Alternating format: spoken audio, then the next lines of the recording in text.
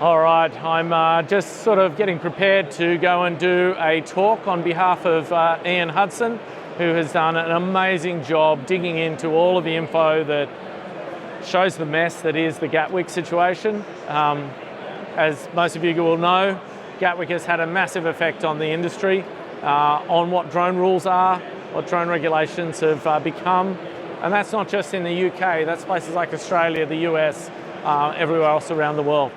Gatwick is used as an example as to why we need tighter restrictions on drones. The problem is, so far, there is zero evidence of a drone at Gatwick. So we'll be talking about the fact-finding mission that Ian has done. No speculation, just facts, freedom of information, what has been found. We're just not going to sort of extrapolate on anything. We'll just give you the facts and let you see what's going on. Just a little bit of information. Why am I giving this talk, and why isn't Ian, who's standing behind this camera, giving this talk? Well, it's simple. We were banned from allowing Ian to give this talk. So I've used my talk space, which was going to be on, all the cool stuff that CubePilot does, but at the end of the day, it's important that we have a drone industry that is transparent, based on facts, and that we can trust why we're making the decisions we make. So I encourage everyone to have a listen to the talk. I assume we'll put more information online afterwards.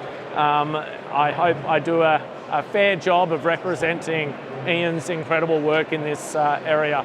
So truth, it's important. We can't have regulations without facts. We're in aviation.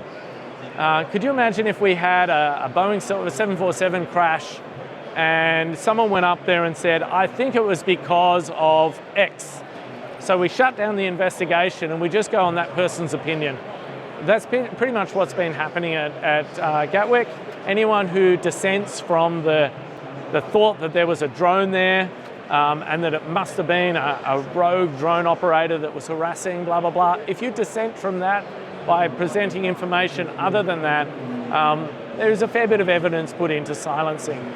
We were actually really shocked to have Ian being requested not to be here at DroneX and not to actually present on this topic. That was really, really quite shocking. I don't want to be in an industry where we are running the industry with fear and lies.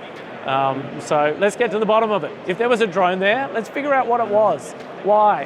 Why did it cause so much chaos to everyone? If there was not a drone there, then let's just deal with that fact. There was not a drone at Gatwick. And what about all the regulations? What about the extra things that were put in place in this industry, especially here in the UK, to restrain how people can actually do their jobs and use drones for good? So, thank you.